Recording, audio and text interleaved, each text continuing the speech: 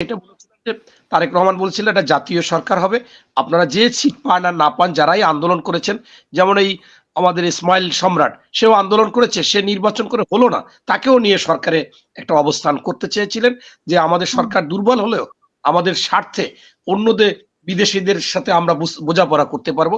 এটা কিন্তু জামাত বলেছিল যে না, এটা কেন, এটা হলে আওয়ামী লীগের সময় কথা হয়েছিল। এরপর কিন্তু এখন জামাতের আমিরও বলতেছে যে আমরা 200 আসন পাইলেও জাতীয় সরকার করব। এটা কিন্তু তারা পরে বুঝেছে। এই যে একটু আগে ভাই সম্রাট ভাই বলেছিল যে দূরদৃষ্টি সম্পন্ন তারেক রহমান বা খালেদা জিয়া, এইটাই হচ্ছে পার্থক্য। এরপর হচ্ছে যে বহিষ্কার যাদের করেছে, এটা আসলে গত 3 দিন আগেই সিদ্ধান্ত হয়েছিল যারা যারা করবে, তার মধ্যে টার্গেট ছিল যে এই কয়জন করবি স্বতন্ত্র নির্বাচন, সেই জন্য তাদের আরো কয়েকজনকে বহিষ্কার করবে। চিঠিটা লেখা হয়েছে গতকালকে, আজকে আসলে প্রকাশ হয়েছে। হয়তোবা না হলে ভালো হতো আজকে, কিন্তু তারপরেও রাজনৈতিক বিষয়টা তো ভিন্ন, সেই জন্য হয়তোবা দিয়েছে, সময় নাই, ওটা উড্র করতে হবে, যদি উড্র করে তারা আবার আবেদন করে, এই জন্য করেছে। এখন আসেন আপনার যে আব্দুল্লাহ তাহের, না আমিরও বলছে, ও না আব্দুল্লাহ তাহের সাহেব বলছে, আমি কালকে পোস্ট করেছি যে খুব ভালো মানুষ, বিএনপি কে নিয়ে খুব ভাবেন, বিএনপি কে নিয়ে ওনারা খুব ভাবেন যে একা হয়ে গেছে বিএনপি। আপনার হচ্ছে কি আজকে আমাদের কষ্টের দিন, এই সমস্ত সমালোচনা না করলে ভালো হতো। আপনি, আমার তো মনে হয় যদি জাতীয় পার্টি ভালোভাবে নির্বাচন করতে পারতো, আমরা চাই না জাতীয় পার্টি ভালোভাবে নির্বাচন করুক, তাদের দোসরের গন্ধ আছে, তাইলে মনে হয় জামাত বিরোধী দলে আসতে পারতো কিনা সন্দেহ। এবং তাদের কথাবার্তায় আপনি কিন্তু বুঝতেছেন যে তারা কতটুকু হিংস্র। তাদের আমির বসা শাহজাহান চৌধুরী বলে যে আমাদের কথায় প্রশাসন উঠবে, বসবে, আমরা যাকে গ্রেপ্তার করতে বলবো গ্রেপ্তার করবে, প্রিজাইডিং অফিসার, সহকারী প্রিজাইডিং মানে প্রাইমারি শিক্ষক, হাই স্কুলের শিক্ষক, দাঁড়িপাল্লা মার্কা মুখস্থ করতে হবে, তখন নির্বাচনে যাবে। তারা মনে করতেছে প্রশাসন তাদের, আসলেই প্রশাসনে অনেক জায়গায় আছে, থাকলেও এই বাংলাদেশে এবার আর সেই প্রভাব খাটানো হবে না, নির্বাচন যথার্থ হবে। 3 নাম্বার যেটা বলেছেন সেটা হচ্ছে যে সব গণ অভ্যুত্থানে, জুলাই 24-এর গণ অভ্যুত্থানে সবাই এক পক্ষে আছে। আপনার হচ্ছে যে এই যে এনসিপি, এনসিপি তো জানেই না যে এই রাজনীতি একটা দীর্ঘ সময়ের ব্যাপার।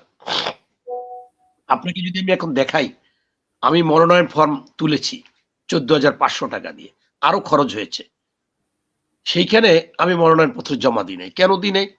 আমি তো বহিষ্কার হতাম, কারণ ওখানে আমাকে মতুয়া দিছে।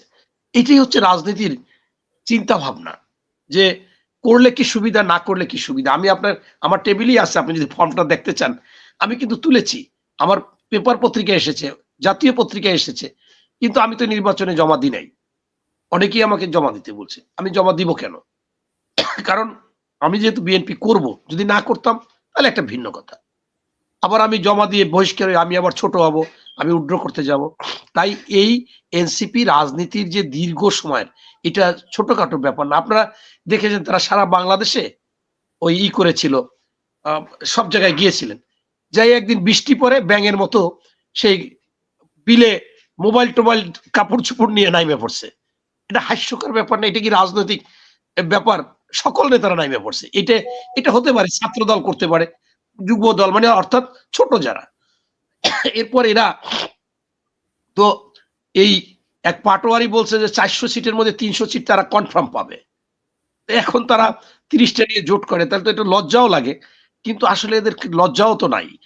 এটাও যে থাকে, আমাদের নেত্রী বেগম খালেদা জিয়া, তারেক রহমান যে কথা বলে সেটা যাতে কোনো রকম ঘোর প্যাচ না হয়।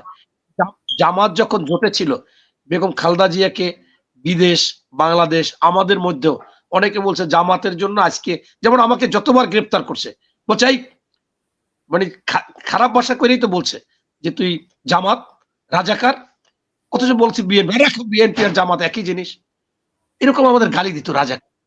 সেটা আমরা বলতাম যে তাকে বাদ দেওয়া যায় কিনা। খালেদা জিয়া কিন্তু বলতো যে না, আমি তাদেরকে নিয়ে জোট করেছি। এটা হচ্ছে একটা নৈতিকতা। পরবর্তীতে যুগপৎ আন্দোলনে তাদেরকে আলাদা করা হয়েছে। এখন হচ্ছে কি যে এরা এই যে ভাই বলল 300 আসনের সিট বিক্রি করছে, মানে ফর্ম বিক্রি করছে, সেই ফর্ম নিছে, তারা দেখলাম লাইভে এসে বলতেছে আমাদের ফর্মের টাকা কে দেবে।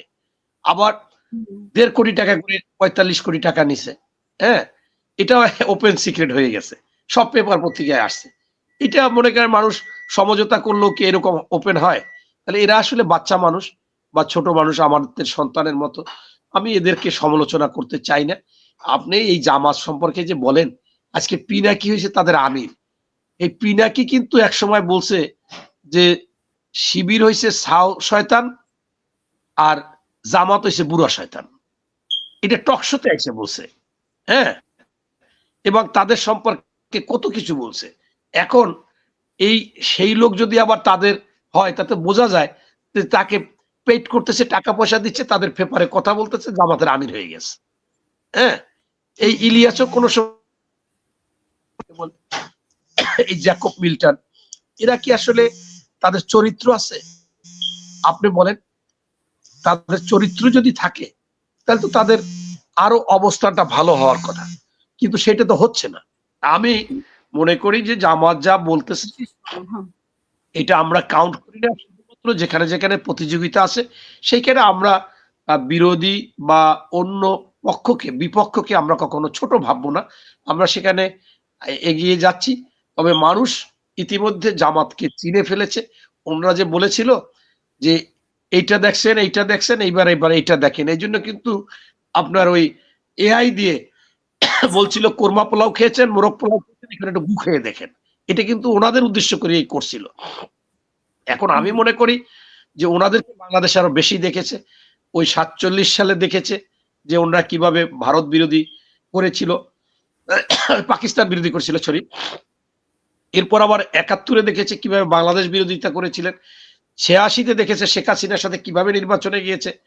আবার ৯১ সালে আমরা বিভিন্ন জায়গায় তাদেরকে সমর্থন দিয়েছি। তারা কিন্তু একটা আসনও দেয় না। যেমন বাগেরহাট চাই, আমরা জামাতের কাছে গেছি, বলছি যে দেখেন নৌকা ঠেকানোর কথা বলছে আমাদের নেত্রী, তা আপনাদের তো ভোট কম, আপনাদের চাইতে আমাদের ৪ গুণ ভোট, আপনারা বসে যান। বলছে কেন্দ্র থেকে এরকম কোনো অর্ডার নাই। এরকম প্রায় ২০টা জায়গায় অর্ডার নাই, আমরা নৌকা ঠেকাইতে যাইয়া আমরা দাঁড়িপাল্লার ভোট দিয়েছি, তাদের কাজ করছি। আমি নিজে দাঁড়িপাল্লার প্রার্থী লিফলেট ছাপাই। এখন এরা বলে নাকি ৯১ সালে আমাদের সহযোগিতা করছে। আরে ভাই, আমরা তোমাদেরকে বানাই আনলাম, তোমরা খুশি হয়ে আমাদের সমর্থন দিলা। এখন টকশোতে এসে বলে ৯১-তে আমরা সমর্থন দিচ্ছি এই জন্য। আরে ভাই, তোমরা তো দিচ্ছ জেনে শুনে যে তোমাদের বানাই আনছি, নতুবা তোমরা ৯৬-তে আলাদা নির্বাচন করেছে, আমার এখান থেকে ৩ গুণ ভোট বেশি পাইছি আমরা। ওরা পাইছে ১৩,০০০, আমরা পাইছি ৩৮,০০০। এরপরে আবার ২০০১ সালেও মিলছে। এরা তো আসলে যে সময় যেটা সুবিধা সেইটা করছে, এটা মানুষের কাছে প্রমাণিত যে ৯৬ আবার শেখ হাসিনার সাথে গেছে। তাই সর্বসাকুল্যে আমি বলতে চাচ্ছি যে আজকে জামাত যে কথাবার্তাগুলো বলতেছে অপ্রাসঙ্গিক, হিংসাত্মক এবং কাউকে ছোট করে, ওনারা কখনো বড় হতে পারবে না। এমনকি ওনারা বড় যারা সিনিয়র, তারা বেগম খালেদা জিয়ার ভুয়াশি প্রশংসা, ভুয়াশি গুণগান, ভুয়াশি সবকিছু করলেও ওদের যে একটা বট বাহিনী আছে, তারা কিন্তু বলে যে একটু ভিডিও করি, ওনার একটু দেখা, এটা করে ওইটা করে, এরকম অনেক কথা বলেছে। তাই আজকে কিন্তু একাধিক ডাক্তার স্পষ্ট করেছে যে গতকালকেও বেগম খালেদা জিয়ার ডায়ালিসিস হয়েছেন, এবং এটা যারা বলতেছে তারা আসলে এজ এ লোক হিসেবে খুবই খারাপ। একজন বিদেশি ডাক্তারও বলেছেন। তাই আমি মনে করি যে এখান থেকে ফিরে আসতে হবে, আমাদের জিয়ার আদর্শ, খালেদা জিয়ার আদর্শকে বাস্তবায়ন করতে হবে, এবং তারা যেভাবে রাষ্ট্র পরিচালনা করার জন্য চিন্তা ভাবনা করেছিলেন, দেশপ্রেমের জন্য যে চিন্তা ভাবনা করেছিলেন, জনগণের জন্য যে চিন্তা ভাবনা করেছেন, সেইটা এই অসমাপ্ত কাজগুলো সমাপ্ত করার জন্য তাদেরই উত্তরসূরি যারা যোগ্য। এবং আমি মনে করি তারেক রহমানের কাছে বাংলাদেশ নিরাপদ। এবং উনি কিন্তু একবারও বলে নাই যে আমাকে ভোট দেন। উনি বলছে আপনার ভোট আপনি দেবেন, যাকে খুশি তাকে দিবেন। যদি মনে করেন যে আমার দ্বারা আপনাদের কাজ করা সম্ভব, ধানের শীষে ভোট দিলে কাজ করা সম্ভব, আমি আপনার মাধ্যমে সারা বাংলাদেশের মানুষকে বলবো যে দেখেন, আপনারা আজকে স্পষ্টভাবে বলেছেন যে বেগম খালেদা জিয়া আজকে দেশের একটা প্রতীক, একজন অভিভাবক, তিনি আপোষহীন, গণতান্ত্রিক, দেশপ্রেমিক। তাই তার অসমাপ্ত কাজ সমাপ্ত করার জন্য আপনাদের কাছে হাত জোর অনুরোধ করি, আপনারা ধানের শীষে ভোট দেন। এই বাংলাদেশে তারেক রহমানের কাছে দেশ নিরাপদ, তারেক রহমান দেশকে আরো এগিয়ে নিয়ে যাবে, আপনাদের চিন্তা ভাবনা অনুযায়ী কাজ করবে। তাই আপনারা ধানের শীষে ভোট দেবেন এবং খালেদা জিয়ার অসমাপ্ত কাজ সমাপ্ত করার জন্য, এই কাজটি করার জন্য আমি আবেদন জানাচ্ছি।